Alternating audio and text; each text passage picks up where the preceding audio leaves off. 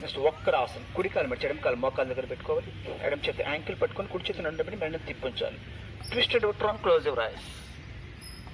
కొద్దిగా అడ్వాన్స్ ఆసనం అంటే పరిభూత వక్రాసనం. ఈ పక్క పెట్టుకొని చేసుకుంటే కానీ అది పరిభూత వక్రాసనం. అడ్వాన్స్గా ప్రెజర్ ఎక్కువ ఉంటుంది.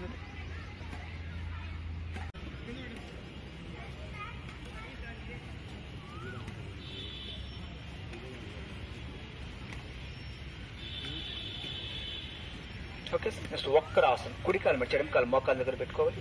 ఎడమ చేతి యాంకిల్ పట్టుకొని కుడి చేతిని అండబెట్టి మెడని తిప్పించాలి. Twisted out close your ice.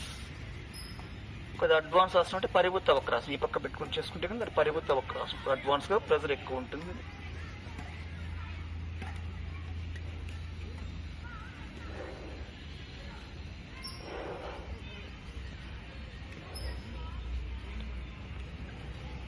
కదలకుండా ఉన్నది చెప్పు ఉండాలి. నిదానంగా రెండు పక్కలు చేసుకోవచ్చు.